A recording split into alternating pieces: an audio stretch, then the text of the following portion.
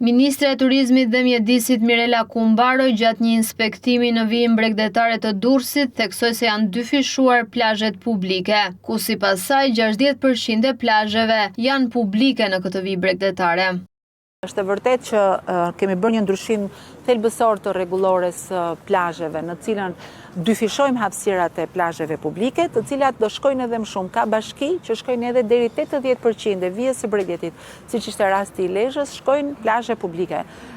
Besoj dhe në Durrës do shkojmë tek 60% e vijës plazhe publike, duke përmbysur raportet publik-privat që kemi pas në vijet e kaluara. Gjëja tjetër e re dhe e rëndësishme është që plazhet publike nuk janë në fund apo në fillim vetëm, që i bën të vështirë aksesin, por janë të ndërprera me qëllim që pushuesve të ndryshëm në segmente të ndryshme, aq më tepër në Durrës që është një vijë shumë e gjatë Bregdeti.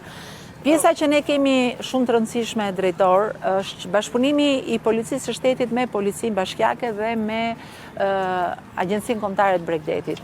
Ne kemi dy detyra kryesore. Para të mos lejojmë zaptimin e hapësirave publike dhe sigurisht atje ku do të ketë nevojë Policia Bashkiake do të kërkojë ndihmën tuaj. Kjo është shumë e rëndësishme. Por ne duhet të bashkëpunojmë edhe për sa i përket pasërtisë. Duket pak si e çuditshme ç'pun ka policia me këtë, po, ka të bëjë me krimin mjedisor. Shtohet në mënyrë eksponenciale sasia e mbetjeve që prodhohet. Ne, Agjencia Kombëtare e Bregdetit dhe Bashkia punon 24 orë duke filluar nga e diela data 15, kemi filluar kontratën për pastrim 24 orësh të gjithë vijës së plazhit. Gjithë çështja është që do të përdorim të gjitha masat që nga sensibilizimi, edukimi, pastrimi, por edhe masat të cilat kanë bëjë me gjobat, me tërheqjen e vëmendjes. Ministrja u ndal edhe te ndotja e mjedisit ndërsa paralajmëroi gjoba për bizneset.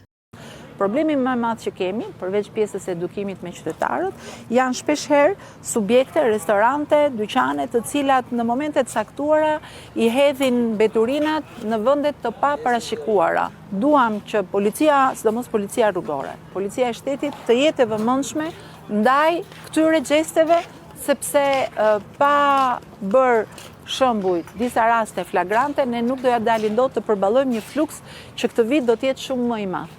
Prandaj e kemi shumë të rëndësishme që policinë e shtetit ta kemi në krah kur vjen puna për të tilla gjëra. Koordinimi mes nesh do të na garantojë që të mbajmë një plazh të pastër, një plazh të lirë, që do me thënë, në qoftë se unë ngul çadrën sot në mëngjes, vë dhe shezllonget e mia në hapësirë publike, i vë dhe zinxhirin dhe e lë aty gjatë gjithë sezonit, ky është po aq zaptim saq mund të ishte zaptim nga një subjekt privat. Kjo është detyrë e Policisë Bashkiake, Policinë e shtetit e duam në ndihmë për këtë gjë. Kumbaro mori një rast konkret në gjirin e Lalzit ku bizneset hidhin mbetjet në pyll, ndërsa paralajmëroi zero tolerancë për to. Kam parasysh tuk e gjiri Lalzit, ku vazhdojmë të kemi probleme dhe do të monitorojmë 24 orë territorin. Jo më larg se dje kemi kaluar dhe kemi evidentuar duke evaduar pirgje të mëdha, plerash të hedhura nga bizneset. Nuk shkojnë qytetarët deri në mes të pyllit për të hedhur një sasi gjigande plerash, ishin plera biznesesh. Vjen shumë keq, po toleranca do jetë zero, policia e shtetit do të jetë në mbështetje tonë, policia bashkiake është në aksion, praktikisht na ndihmoni ta mbajmë pastër. Pjesën e rrugëve, akseve nacionale kemi bashkëpunimi me ARSH-n, të cilët kanë departamentin e pastrim gjelbërimit.